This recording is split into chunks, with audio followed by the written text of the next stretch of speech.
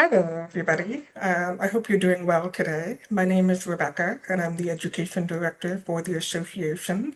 I'm thrilled that you've joined us today because we have a wonderful presentation ahead of us for you. This is part of our Navigating Uncertain Times webinar series, which was inspired by an idea that our president of the board of directors had.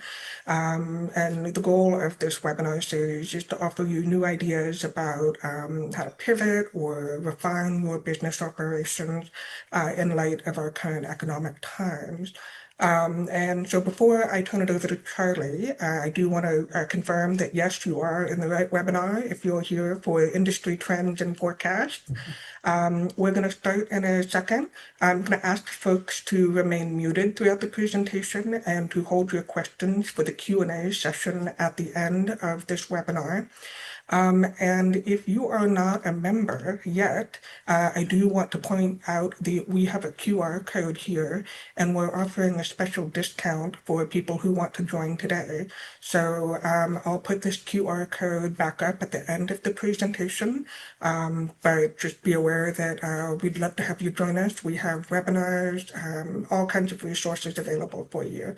And with that, I think I'll turn it over to Charlie. Are you ready, Charlie? I am always ready. Thanks, Rebecca. Yeah, Wonderful. yeah. I have a microphone. That automatically means I'm ready. So, good morning, folks, and thanks for the invitation to come and visit with you a little bit. I have just an incredible partner today on today's webinar, Dr. John Dole, and we just found out that he is the Liberty Hyde Award winner from the American Horticulture Society. So, that is awesome, and congratulations, John. And Thank you, John, Charlie. yeah. And John and I are going to have a conversation today. Now, I'm kind of known for having just a plethora of charts, but I'm mixing things up today. I'm going to Yes. start by not having many charts, although I do have them in the background in case I need to refer back to them. So I just want to admit right at the very get-go that I understand the trepidation that you're going through. Now, I'm assuming that some of you are coming online and you've got a little bit of worry about some current economic conditions, a lot of uncertainty. And in fact, 2025 was the year of uncertainty, and it all started with a series of tweets. I need to articulate that better. A series of tweets at the beginning of the year that talked about tariffs. And of course, that set in motion just a flurry of activity and people trying to get imports in as quickly as possible before the April 1 deadline, when the cost of everything was going to be increasing because of the tariffs. So I'll come back to that here in a second. But I just wanted to acknowledge that it's been a big uncertain time period. So the format today, as Rebecca mentioned, I'm going to start talking about kind of the 30,000 foot view, economically drill down to ground level, and John will and I will talk about, all right, what do you do about it? That's the key thing. I always approach it from a Venn diagram standpoint. There's this great big circle of all the things that matter. And there's another great big circle of all the things that you can control. And it's the intersection of those two circles. That intersection is what you need to work on.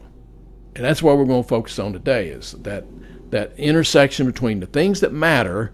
I'm not saying that tariffs don't matter, but you don't control the tariffs. So what are the things that you do control? And then we'll focus on that. So let's talk about the macroeconomic perspective.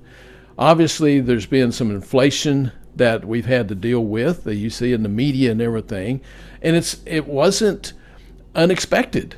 John, as every economist worth his or her salt, knew that inflation was coming down the pike whenever we passed $5 trillion worth of fiscal policy measures during the pandemic, and then $5 trillion worth of monetary policy measures, and you throw that much money into the M2 money supply, the economy's going to heat up. But we'd never been through a global pandemic before, And so we learned a lot of lessons during the COVID pandemic time period. It disrupted cut flower supply chains worldwide. And we metamorphosized those supply chains both domestically and internationally. And those lessons have come into play during this past year of uncertainty. So while things are uncertain and we may have some degree of trepidation, they're not as uncertain as what they could have been, because we put so much into motion during the pandemic. And everybody that's online, all 124 people at the moment, there's still people coming in. Everybody that's online, I guarantee you do certain things differently in your business today than you did prior to 2020 when the pandemic. And it's been 6 years. Can you believe it's been 6 years since all of that disruption? But it made us better. And the fact that you're online today proves to me that you learned some things during that global pandemic and you're doing things differently. Otherwise, you wouldn't be here, because it created such a cash flow dilemma for many businesses. So consumers today are facing that inflationary pressure when we go to the supermarket, when we go buy a car, when we go buy clothes. We see it everywhere we go, in spite of being told by the current administration. And again, when I say current administration, I'm not throwing stones. I don't talk partisanship. I talk policies. All right, and there's a big difference. But still, some people get upset with me from time to time because I'll knock a particular policy, but I'm approaching it from an economic lens. I'm not approaching it from a political lens, and there's a big difference. So I'm just put that out there up front as well. So the increased cost of things have cost a lot of trade-offs. And of course, economics is all about trade-offs. And every single customer that's out there is just like you and me. Everybody is making trade-offs every day. Is this product worth the money that I'm going to put toward it versus something else? What's my opportunity cost of buying something else? And John, the good thing is that people aren't stopping buying flowers. I just got the Valentine's Day survey data from SAF. They hire Ipsos to go and do that survey. And there were 35% of Americans bought cut flowers during Valentine's Day. It just happened to be the very same percentage as what was in 2025, which was even higher than 24. And so part of that, though, remember that's sales. We're not measuring units. Mm-hmm. So since the pandemic, obviously the price of cut flowers has gone up, both domestically and imported flowers. That price has gone up. So you get a little bit of a sales lift just from the price increase. So, but units, we don't even have a database measuring how many units we sell. But now cotton, soybeans, corn, etc., we can measure exactly the bushels, and for meat, the hundredweight of meat that's sold, and that's kept, the unit data is right there. But in our industry, not so much. So when I go and I survey folks, without the absence of data, I got to go ask people, and I ask them about their top line sales. I ask them about their bottom line net profits, and I ask them about units. And these are growers, not just cut flower growers, but perennial growers, shrub growers, etc. Now this is collective data here, because I don't want, well, the people I'm collecting data, they know that I'm aggregating all that data. So I want to hold to the promises I've made them. So it's a bell-shaped curve. If you look at all the people year over year that have experienced increases, it's a bell-shaped curve from positive 25% to negative 25%. So what that means, John, is that you've got folks that really 2025, I'm looking at last year's data, they were knocking the ball out of the ballpark. Top line sales were up, bottom line net profits were up, and units were up. So it's the trifecta. But a bell-shaped curve means that you've got the majority of folks right there in the middle, plus or minus 0 to 5%, plus or minus. And that's where the majority of folks were. But you had some in the same industry, same year, same time period, that had negative top line sales year over year, and or bottom line net profits were negative year over year on units. Some of them had the trifecta in the wrong direction.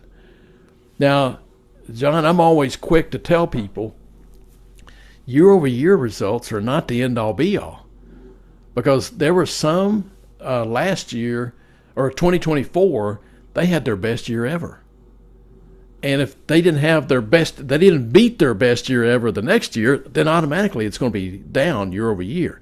So year over year comparisons, and I know that some of you, when you're looking at your income statements and your balance sheets and you're comparing the time periods, you're saying, oh, we're up here in this category, we're down here. All right, that's a needed analysis. Congratulations. Absolutely, you should do that. But you'd also look at the 3-year average and see where the overall trending is going. And then you'll have a little better feel. And if you really want to go and have a complete picture, you'll go all the way back to 2019, pre-pandemic, and see how your performance now compares to pre-pandemic conditions. So that, to me, that's when you're doing an adequate job of measuring your performance. So I'm kind of sneaking over to the second half of our conversation. So we got inflation, and we're dealing with it. And it's still in the 3% range, and it's not coming down anytime soon because we've implemented tariffs. And in any economics textbook 101, well, you'll see that the country that's importing product into the U.S. doesn't pay the tariff. It's the it's the customs broker or the importer of record who pays the tariffs and sends it to Washington. So unlike what we were told by some in their tweets and so forth, that's not the way it happens. And so what's happened is there's been a cash flow crunch at that point in the supply chain. Customs brokers and importers have had to come up with the cash to pay the tariffs. And that's caused a cash flow issue within the entire industry. So we've got those inflationary pressures, and we've got that cash flow crunch at the same time at different points in the supply chain. Now, fortunately, interest rates are starting to trickle down slightly, but we're still in a high interest rate period. But I chuckle. Now, John and I, we're both old enough to know or to remember the 70s. Right? We still have some tie-dye T-shirts to prove it. We can remember the 70s. And during the 70s, we're talking about 18. Yeah, Tina gave me a thumbs up there, so Tina remembers that too. So, but during the 70s, we had a time period where inflation was 18%. So when we look at inflation now of 5, 7, 9%, people are saying, oh my gosh, it's because people have never managed their business during inflationary time periods. But really, that's not really high inflation. It's resilient and what's the other R word? It's resilient, and it just stays there, and it's not coming down. We're having to deal with it. And what it's going to take is interest rates to keep coming down. But here's the conundrum. When interest rates come down, operating lines of credit, that gets cheaper. CapEx expenditures get cheaper. The paying down long-term debt, we can pay it with cheaper dollar. But the thing is that stimulates the economy, gets more people buying, which creates an inflationary effect. So it's a yin and a yang, and so that's what the Federal Reserve, all these decades now, has been wrestling with, is how do we manage that fiscal policy, monetary policy measure in such a way that we can limit inflation but create high employment, right? That's their twofold mission. All right, so labor. I'm not going to cover labor that much because I know John has all the answers on labor. Oh, Charlie. But it's there's a labor quantity issue and there's a labor wage issue, and they're correlated. But John was one of the founders of the Seed Your Future program, and Seed Your Future is trying to educate folks at the 7th, 8th, 9th, 10th grade level that horticulture, and in this case cut flowers, is a great career opportunity. And so they're now in, what year are we in Seed Your Future now, John? 12th year. 12th year. And so it's a long game, right? Trying to change the course of young people going into horticulture. It's a long game. And the reason we're catching them early is that we can get them before they're brainwashed into being a doctor, a lawyer, and so forth. But here's the catch. We tell you, you can be a doctor, a lawyer, you can get a PhD, and so forth, because we need PhDs in horticulture. We need growers, we need mechanics, we need engineers, we need scientists within horticulture. So anyway, I digress a little bit. The key thing about labor is that right now we're in a situation where during the pandemic we had 2 jobs for every person looking for a job. Oh, wow. I just created some balloons there in my picture. I forgot that I can do that. 2 jobs for every 1 person looking for a job. John, right now we have 0.98 jobs for every person looking. So it's a tighter job market, right? There's fewer jobs. So people aren't bouncing around from firm to firm like we saw during the pandemic, when people said, you know what, if I'm going to go back to work, I'm going to go to a job that's fulfilling to me. Not just the same job that I had just to earn money to live, but I'm going to seek out a career. So we had a number of people jumping ship and going to different things.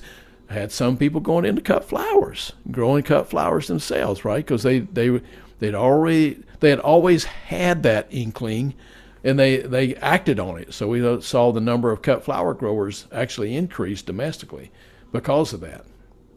Now, there's some other supply chain issues besides interest rates that are creating a lot of interesting dynamics. It was just announced the Colombian wage rate, the minimum wage, was increasing by 25%. And of course, Colombia imports a lot of flowers, as though I'm preaching to the choir here. You guys know that. But those cut flowers are much more expensive to grow in Colombia than they were prior to this policy measure by the Colombian government. So that's increased their landed cost, which where it comes into play with you guys is that then the differential between domestically grown cut flowers and imported cut flowers, which are grown at scale, and the economies of scale means that the overall landed cost of those flowers relative to domestic flowers is typically lower. That's how the share has changed over time. That's why we have 80% of the flowers that are consumed are imported. It's just economics. It's cheaper to grow, cheaper wage rates. So if that landed cost increases, the differential decreases. But you know what? All right, that's a benefit. It may be a temporary benefit. It may be a long-term benefit. Remember the things that matter, the things you can control. You can't control what the wage rate in Colombia is, but you can control your value proposition. You can control what your difference is and why people should be paying for your flowers versus imported flowers, and that messaging is critical. That's what affects what we economists call inelasticity of demand. And the more you talk and refine your messaging, whether it be about the health and well-being benefits of the cut flowers you sell, whether it be about the lower environmental footprint, carbon footprint associated with the flowers that you sell, you got to be careful there that you've done a life cycle analysis to prove that. Otherwise, we call it greenwashing. But you need to be very clear in your messaging on the benefits that you bring to the table, so that people are willing to pay the price that you need to make a profit, and so that profit as you measure over time is increasing and covers your input cost. All right, so that's some of the dynamics that are happening from an importing standpoint. When you look at your competitive position, again, it's the proximity to markets. That's one of the key things that is on your competitive advantage checklist, and the seasonal and the local differentiation that you got. All those things are you're more nimble than anybody else in the whole floral supply chain. Or if you're not nimble, you should be nimble. I mean, you control what product you're putting out every year, how much you're going to harvest, and so forth. So those parameters help differentiate you in the marketplace. Plus, the other thing is the relationships that you got with your customer base, right? Whether you're selling B2C or whether you're selling B2B, here in Texas, we've got some of both.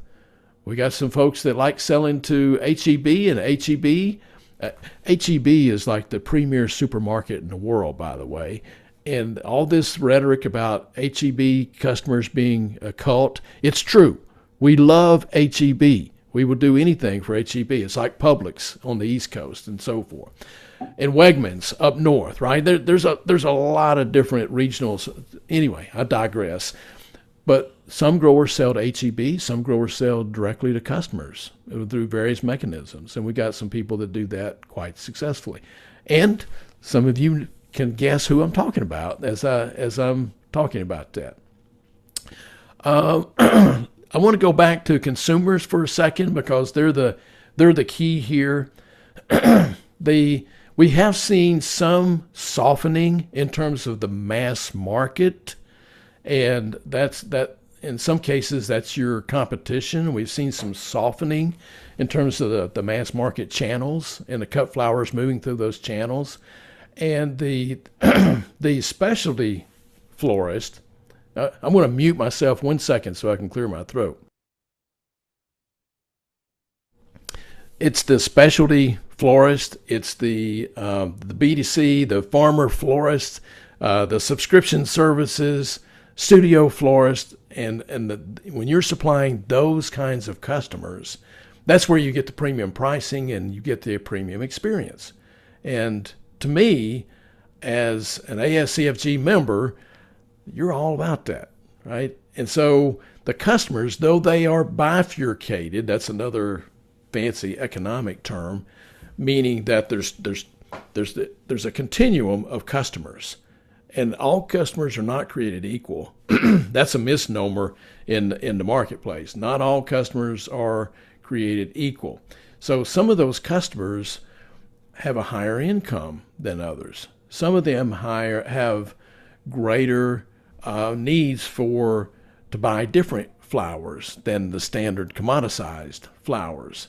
And so those higher end customers, whether it be by income or by taste and preferences, that's your bread and butter. And then on the other end of the spectrum, you've got lower income families. And I'm not saying that you don't have any customers that are in that lower socioeconomic status, but that's not typically who buys most of the cut flowers in the country, right? That's not the case. We weeded out the middle, and we got the high end, and we got the bottom 80%. And there's a lot of sales in that bottom 80%. I'm not saying that. I guess what I'm saying is that there's a lot of cut flowers that are purchased by the top 20%. And the top 20% are willing to pay for quality, for service dimensions, for diverse products, and that's got your name written all over it, right? So that's the bifurcated customer is exactly that whole trending works in your favor, right? So you got to ask yourself if your own sales are trending in the wrong direction, and the market would dictate that I should be going in the upward direction, you really got to do some soul searching and figure out what it is. And we're going to come to that in the second half of our talk. So, John, that may be a good transition point. The only other thing I was going to mention is that when I talk about national economic trends, it's one thing. And then I filter it down to regional economic trends. And then ultimately, it comes down to local. I like the phrase, all politics is local. Well, really, it's the local economy. So every single one of you online that are on the webinar, you have you have your market, right? And it tends to be narrower in scope than the mass supermarkets, right? Albertsons, Kroger, so forth. They have a bigger reach, obviously, than you do. But that doesn't mean that you can't play on the fact that you're local. And now I wanted to refer to a study that I did several years back, along with some colleagues, Bridget B. Hitt, Michigan State, and others. And we looked at tagging something, labeling something as local, organic, and sustainable. Those three labels. And what we found that if you look at likelihood to purchase and willingness to pay, both the likelihood and the willingness to pay increased with one of the three in both cases, but not the other two. Local was the only one that generated a greater likelihood of purchase and a greater willingness to pay. Well, that's got ASCFG members all over it, right? It's all about local and being all that for my customer base and within my market, my trade area. So I think that might be a good leaping off point, John, to make a transition here. All right. Well, thank you. Yes. Well, that is a great transition. Local is certainly making a big difference. And, I'll go back to what Charlie said at the very beginning, talking about what you can control and what you can't control. Charlie talked about a lot of factors there, some of which we can control, some of which we can't. So what I'm going to do now is talk a little bit about the things that we can do. And I'm going to go ahead and share the screen for just a little bit. So I'm going to start here with this military term. I'm sure Charlie is familiar with it, VUCA, which stands for volatility, uncertainty, complexity, and ambiguity. Man, boy, Charlie, you covered all the factors that fit under those things, didn't you? And in terms of what's happening. I'm thinking back to COVID and what a ride it has been since COVID, because it just seems like we got a couple months, things settle down, and then something new pops up in the news that is adding to our volatility, uncertainty, complexity, or ambiguity. And then you add that into what we were dealing with before even COVID, changing consumer preferences. That is still going on and will continue to go on. Charlie mentioned labor availability. Yes, that still is an issue. And I know for many of you, it's becoming even more of a concern. Changing weather patterns. This isn't necessarily a problem, but where does AI figure into our businesses? How can we use it, and so forth? So we have a lot going on. I think of floriculture and cut flowers in particular of being a combination of ag and fashion. We have all the challenges of ag having to do with pests, diseases, and when to irrigate, when to cut. And then we've got the fashion that changes, which color pink is in a particular year. So with all that in mind, remember to go back to the basics of business management. This is the part that you have control over. Okay, what is your vision, for your business? Why did you start your business? Or why are you still in your vision or still doing your business? Think that through, focus on it. Focus on your communications. Oh my gosh. We talk a lot in administration about crisis communications, but the basics are there. Keeping the message short and to the point.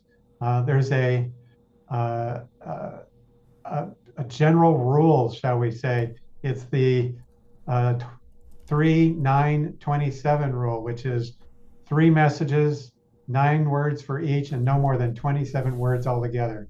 I like it.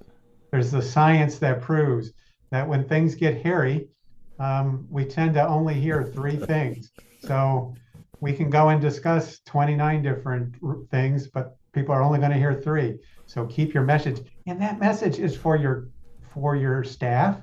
Let's say you suddenly find out from the city that your farmer's market is going to be moved all the way across town. That's a bit of a crisis. And the staff are worried, are we still going to do farmers markets? So that's time to communicate very clearly, succinctly, and directly. And the same with our customers. Charlie brought up the study about local, and that I think is real important for us to tell our story, communicate that story, so that 3927, that's what you can start with to get your message across. And then you can always elaborate later. But keep in mind that when you're trying to communicate, keep the message short, succinct, and no more than three main points to it. So do contingency planning and risk management planning. Boy, we had a couple of great talks at the ASCFG conference that dealt with this topic. Um, they did just a wonderful job on thinking through this is what you can do in terms of keeping control of things. You can think through problems that could occur. What if we got a flood in the lower field? What would we do then?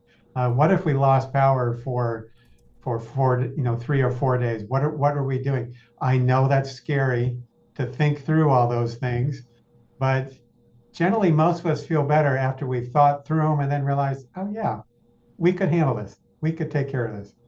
All right. So do some of your contingency risk management. And then the next two here focus on marketing cost accounting. I've got a little bit more on that. But before I get too much further, you got to remember the basics of focusing on yourself, taking care of yourself. We tend to think of this as a luxury. We tend to think of, going off and taking a bit of a vacation as a luxury. You need to reframe that. We don't do well when we're stressed out when making important decisions. This is not a luxury. This is a critical factor in your business of taking care of yourself and being ready to make those decisions when things happen. All right.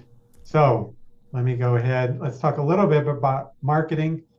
Of course, Charlie can do this part better than me, but I'll just go ahead and get us started. Who are your target customers? It's easy when a crisis happens to start thinking about what I need to do to make some extra money. We got to be careful with that because if we lose the focus on our main customers, our business in general may suffer. What customer needs are you satisfying? Okay. Yeah, why are they buying from you and not from somebody else? And Charlie's absolutely right. There are so many reasons that people are buying from specialty cut flower growers in the US than they are from a supermarket or a big mass market retailer. They want to connect with you. They want to connect with your story. You're giving a high value. You're giving a diverse product mix. You're providing a lot of support and service. There are a lot of reasons why folks want to buy from us. So think that through for your business. Okay, what image does your business project? How are you reaching your customers? Are you investing money in marketing? If not, you probably need to be. I know that I get a little cringy when I hear the cliche, it takes money to make money. But in this particular case, I agree with it. Sometimes you got to spend a little bit of money to get some return in marketing. And then, of course, how you determine if your marketing is effective. There's lots of little tricks. And again, go to the ASCFG. There's webinars and things that can help you with putting all of this information together. Before I move on to basics of business, do you want to add anything on marketing, Charlie? Well, I think marketing starts, again, with your value proposition that you develop your sales messaging off of. But there's a correlation. You mentioned vision as one of the very first things. And in my EAGLE program, which is an executive education program for growers that I've been teaching now for 14 years, the very first thing we do is we look at the core values of the firm. and the core purpose, or that vision. It's another word for vision, that core purpose. And until you got the core values set and your purpose slash vision set, I agree with you. You could do all the other things that you're doing are meaningless. You've heard the phrase, if you don't stand for something, you'll fall for anything. Well, it's the same way with your employees. If they don't know what the core values are and it's not embedded within the culture of your firm, whether you got 4 employees or you got 40 or 400, it's the same principle. You want everybody on the same page in terms of where we headed, and most importantly, what are the behaviors that are expected while we're heading there, right? And you may say, well, there's accountability is one of our core values. We're accountable to each other and so forth. But then when you look on a typical day, not everybody's coming back from lunch at the same time or showing up at the same time. And particularly for small businesses, there's a lot of leeway that's given because we don't want to run people off. It's hard as heck to get a hold of them in the first place. Those core values are, as we say in Texas, muy importante. They're critical to the rest of the operation, because the efficiencies that you also alluded to all boil down to SOPs and standard operating procedures, another great military term, right? And I talk SOPs, but I talk about COEs too, because in COEs is not necessarily known as much as correction of errors. And that in spite of having SOPs in place, there's always errors that happen in the thick of things, right? When we're at our busiest, you can pretty well guarantee that something is going to happen. And those errors either occurred because we didn't have an SOP, or we didn't train people on the SOP, or somebody ignored the SOP. And that's a core value violation right there. You invite them to get on somebody else's bus if they continually have those core value violations. So I wanted to hit on those couple of points that, yeah, it's values is important. And from a marketing standpoint and an operational efficiency standpoint, we got SOPs in place for a reason, because we can't, everybody on here, if you own the business, you want to be able to operate the business without you necessarily having to be there all the time. You want it to continue operating. But then if you're working in the business and you love it, you just want to make sure that you're doing things right. Because having a business requires sustainability in a lot of different ways. People, planet, profit. You got to have the right people working for you, the right customers. You got to have be good for the planet, but you got to have a profit. And without a profit, you're not going to be sustainable for very long. Anyway, I'm pontificating now, John, so I'll quit right there and you can move to the next topic. All right, very good. Okay, so basics of cost accounting for the next year. Have you done a cost analysis of your marketing channels and products? If you have, is it ongoing? Does it need to be updated? And if you've not, then do so. All right, and again, contact, go through the ASCFG website. There's a couple of great presentations that can walk you through that. Again, this is something you can control. You can know where your expenses are going. And I'm going to say this right off the beginning. We so often focus on the clear, simple numbers, the cost of a seed, the cost of a tuber, the cost of a flat. And then we tend to not pay attention to the unit cost of labor, whether that be our own or our employees. And if there's anything I can add onto that, to the basic cost accounting part, is really be thinking about the labor costs and going through and figuring out. And there's different ways of handling that. It's kind of a big topic, but Charlie's done quite a bit of work on that as well. Yeah, John, I started in 1984 doing cost accounting as part of my master's thesis. I'm still doing cost accounting. It's that important. Yeah. Charlie talked about B2B, and so I'm just going to show you real quick what those are. That's business to business. So like selling to retail florists, designers, grocery store, local retail buyers, floral wholesalers, cooperatives and collectives. Any one of these can be a talk in and of itself, and we're not going to go through that. But just to give you an idea, and then direct to consumers, whether that be farmers markets, CSAs, farmer florists. We've got cooperative and collectives again, because some of them actually sell directly to the public. Flower pop-ups, those a new one. That's so much fun. And then of course all the on-farm stuff. These are all exciting and fun, and I'm sure everybody's looking at this thinking about them, but we're going to give you a caution. Do the basics first before you start looking at all of these other marketing methods, because you got to make sure you're optimizing what you're doing, because it takes a lot to get customers. And once you've got customers, you want to be sure to keep them and keep them happy. So again, remember the basics of business management, the things that we've mentioned here, and then be sure to take care of yourself. Move that from the luxury column to the must-do column to make sure that your business is successful. All right, with that, I'm going to stop sharing of the slides, and I know we've got some questions already in the chat. But before we do that, anything else you wanted to add, Charlie, before we go to questions? Just one quick note that was from the cost accounting standpoint. You already alluded to this. I just want to reiterate it. Labor is typically 30 to 35% of sales, 35 to 40% of our cost of goods. For cut flower growers, it can be as high as 60% of our overall cost of goods.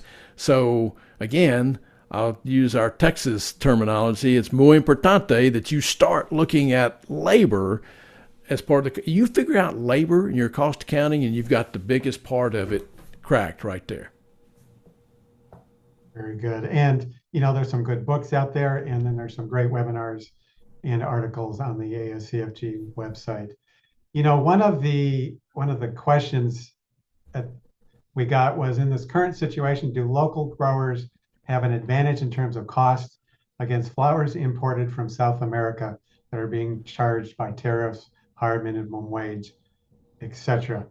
Yes, because our growers are typically closer to the customer. When you're closer to the customer, you have more control over that message. When you have more control over that message, you have more control over the value proposition. And I'll pass that on to Charlie. Amen. That's Okay. You answered, you nailed it. And that advantage there is from an operational standpoint, operational efficiencies. It's from a marketing standpoint. And remember my local sustainable organic example of the study that we conducted. There's great power in that, the local labeling. And even those that sell to HEB, sometimes HEB will put these full-size figures in the store that of the, I don't know that Jimmy will mind. Jimmy Claypack, right? Claypack Greenhouses, right? He sells some things to HEB, and they've got a life-size cutout of Jimmy in the display because they want to emphasize that their flowers were grown 30 miles down the road. So there's great power in that local messaging. All right, the next one I think is squarely in your court. I'm curious about the amount other growers are spending on marketing. How much dollars should we dedicate to it? I think I'm paraphrasing a little bit there. Yeah. You know, that's always been a question, regardless of which sector across the green industry. How much should I spend on marketing? The answer is it depends. You know, but in general, most people are spending 2 to 3% of their sales on marketing dollars. That's kind of a rule of thumb. I'd like to see it in the 4, 5, 6% if you're a business consumer and it's more expensive. So you have to spend more dollars than if you're going business to business. For the business to business, you have usually one person you're dealing with, and you have to convey that value proposition to that one person because they're the buyer for that particular channel. But in the case of B2C, I mean, you got a little more reach that you got to make, and it's more expensive. So it could be 4 or 5% of sales that you got to spend on marketing. Now, I say those as rules of thumbs, and the vast minority of businesses out there actually spend that. In fact, marketing dollars are the first thing that's cut whenever we get a downturn. And that's really when you should spend more on marketing dollars, because when everybody else is cutting and there's not any people shouting in the room, your voice can be heard much better. So you almost want to think like Warren Buffett, think counter to the trend and not necessarily be susceptible to cutting marketing dollars in the midst of these contractions. I think that leads us right to the next question, which is really good. If 2026 budgets have already been set for the year in a business, um, should any adjustments or buffers be made for a volatile year? Can you talk about how a business might be doing that and how much?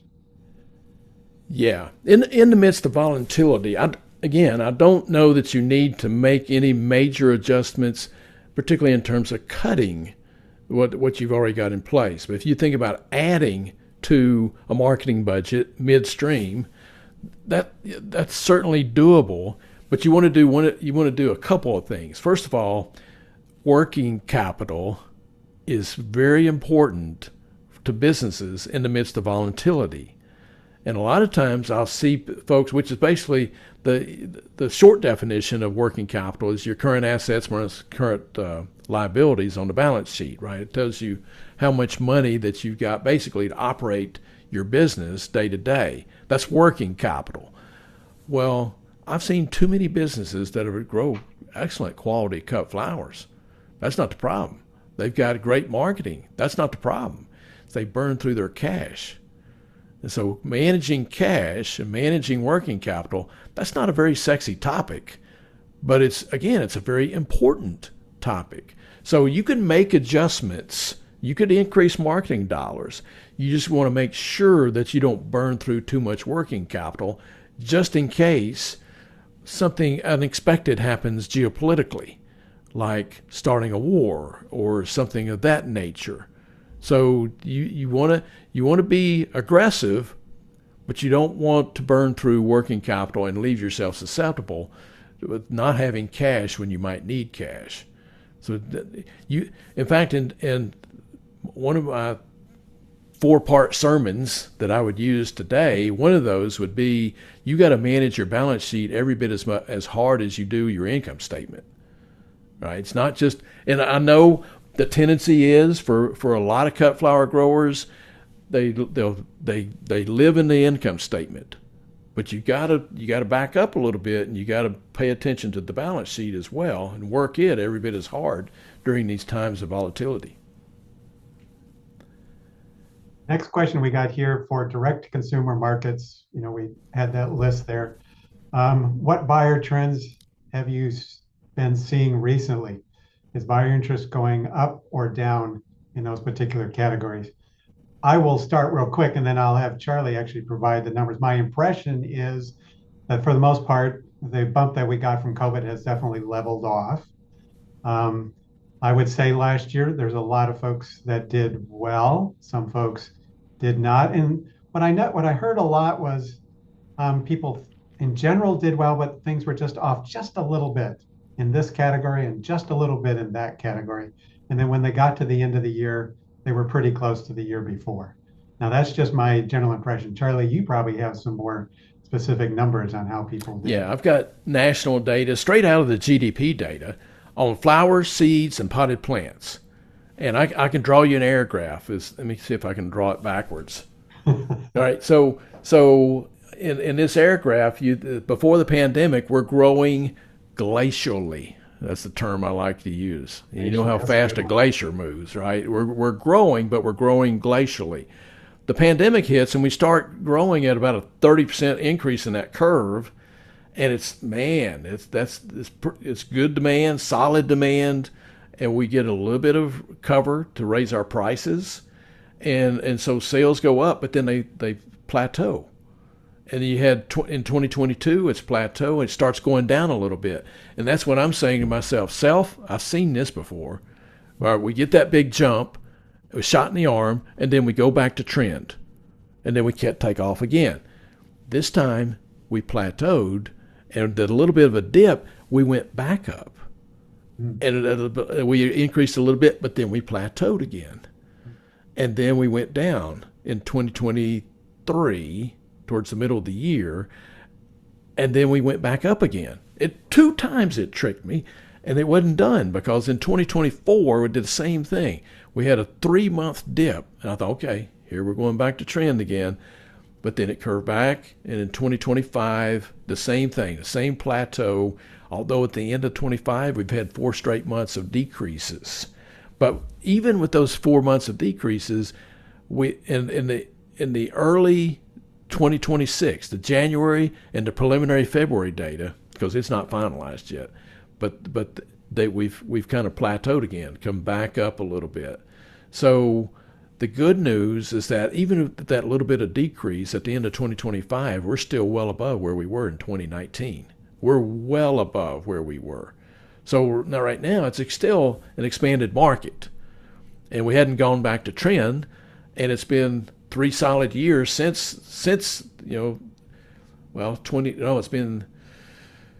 I guess, the height of where we were during the pandemic is 2022. So we've had 3 years and some months since then, and we've threatened to go back down the trend, but we haven't. So we're holding on to the COVID bump. On. Yeah, holding on. Wow, yeah, it's a great way to put it. Holding on to the COVID bump. Yeah. Very good. Very good. All right. So one of the questions here says a little more specific. We started selling 80% to one florist, but last year in our 4th year, that florist has dropped off sales. We picked up a wholesale company and sold more bouquets. I'm trying to decide my focus for 2026. What worked for 2024 isn't what made us money in 2025. So that's kind of getting to, when should a person really decide to make a big pivot in what they're doing? Charlie, can you talk a little bit about that? Well, I mean, there's the advantage of having 80% of your sales tied to one florist is that as long as that florist is getting your value proposition, no problem. But then when that florist drops out, then you're left trying to move that product in other channels. So I would continue my exploration efforts and try to diversify my customer mix. And whatever worked in 25, I couldn't pick it up in the question there. Whatever you did to make money in 25, explore more of it. But then, going the wholesale route is going to move volume, but it's not going to move in terms of margins. There's going to be tighter margins. So there's trade-offs. And so it depends on what your cash situation is, whether you need to build cash. And so that may dictate in the short run, you have to make decisions, and you may sacrifice some margin in the short run to move some volume to generate the cash to pay the bank and to keep in business. But in the longer run, you got to seek out customers that are aligned with that vision that John started with. And that may be a wholesaler, may not be, but you got to have a customer base that fits what your vision for your company is. And John said it so well earlier. All right, and I would, I would add, it may be time for a conversation with that florist. Is it a matter of competition from other local growers? Is it a matter that, have you drifted off of your mark a little bit, and that's starting to show up in lost sales? It could be something that you have control over, and it could be something you don't have control over. To be able to figure out what's going on there. What would be the key differences in terms of direct sales to consumers between the Canadian and American markets? As a Canadian, I feel some of our trends may be different. Oh, golly, that's a fun one. I'm not sure I know what to say on that one. At 4:30 this afternoon, I'm headed on a plane to Calgary, and I'll be talking to the Canadians tomorrow. And the trending, the overall scope of the trends are roughly the same, but it's the magnitude that differs. So I can't say that anything what we've said so far is markedly different. The bifurcation of the customers and the inelasticity of demand, the value proposition, all that holds true. It's just in terms of magnitude. And not all provinces in Canada are created equal in terms of economic performance. I just happened to be going to Alberta, And I study the Canadian economy every bit as much as, well, not every bit as much, but a lot, because I know that our two economies are so closely linked, and the green industries in those two countries are so closely linked that I pay attention a lot to what's happening in Canada. But not all provinces are operating at the same economic efficiency right now.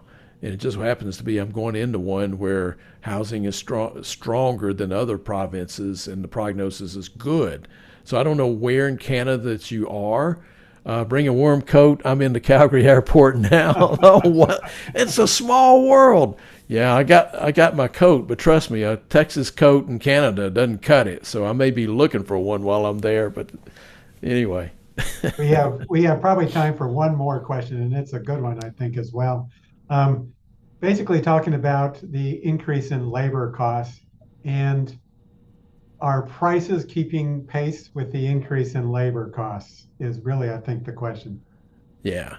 I calculate an index of prices paid by growers, and I look at all the inputs that growers utilize.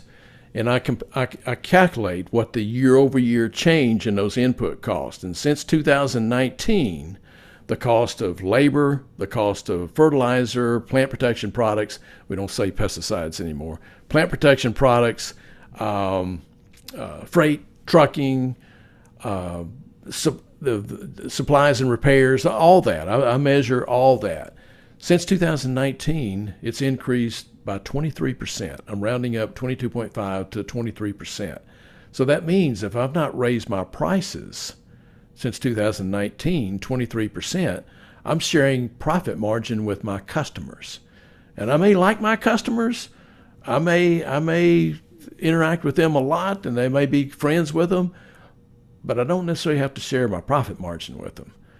They're going to get their profit margin. So the prognosis, my forecast for 2026, as it stands right now with the tariff structure and so forth, I'm still looking at another 3.7% in 2026 increase, which is a little higher than last year. We got a little bit of reprieve in spite of the tariffs because energy prices were so low. And so that we've gotten a little bit of reprieve while food prices are high, energy prices are low, and which has an influence on the Canadian market, right? Because the Canadian economy is very dependent on energy prices, and so that's why some provinces are struggling in terms of making their budget meet and at the local level because of that. So yeah, I guess that's my main comment is you gotta, if you're not seeing it, you can Google index of prices paid by growers, Dr. Charlie Hall. It'll come up, and I disseminate it through a Cultivate or American Hort, and talk a little bit about that on the stage at Cultivate and other settings. But just look for that, and I'll be releasing this year's release in the next week, so it'll be hot off the press. But basically, what I told you just now is the big part. 23% increase since 2019. So look at your pricing structure, and have you increased prices accordingly? And then, expect a little more for this year. And how do we create that runway in front of us on pricing when we're already starting to get some pushback from customers? That's a tricky one. You know what the answer is? It's 2 words: value proposition. That's the only way. It's the only way. It's the only way you can get it. There's no other way. You can't cut your way out of it. You got to go the price route, right? You can't shave 23% off your cost all at once. You got to go the price route. To go the price route, you got to emphasize value proposition. Whew, John, right. We did it, man. This Very has been good. fun. It's been a great 1-2 punch back and forth. Maybe we set a new trend, a new tradition. There we go. I hope so. Thank you so much, Charlie. I'm going to finish with one more comment here. Charlie's an expert in all things financial, but some of you may not know that he has also done a lot of work on the benefits of plants to humans. And he finished with talking about the value proposition. That's a big part of the value proposition. the importance of cut flowers in our lives. And he's just done a lot of great work on that aspect of our industry as well. So thank you for all that you've done for the cut flower industry, Charlie. Absolutely. It's my passion, right? Yeah. So, again, yes, let me echo that. John and Curly, this has been amazing. I love the conversation between you two. I can clearly see the passion and the joy on these topics. So, thank you so much. And, when you talked about starting a new tradition, I hope so. I would be delighted to work with you to make that happen. So, yeah, I'll be knocking on your email inbox door. Right. So again, thank you so much. This has been incredible. And thank you everyone who has joined us today. I know this is kind of a new time for folks. Typically we have a lot of our webinars in the evening, but we're kind of borrowing from a lunch and learn model for this series. And I'd love to hear your feedback if this time works out for you. So please email me if you have any thoughts, shout out to us on Instagram, however you find us, let us know what you think. And then in addition, I just want to remind folks, if you're not a member yet, please scan the QR code that's on the screen, and you can join the ASCFG at a discounted rate today. We just the more the merrier. We are growers who connect with one another and learn from each other and get to learn from wonderful people like Charlie and John. And we'd love you to experience their benefit too. So with that, I'm going to stop talking. I'm going to end the webinar. And I hope you guys have a wonderful week, and just take care. John and Charlie, thank you again. You bet. Thank you. Safe travels, Okay, Charlie. have a great Thank night. you. Have a great Bye. day.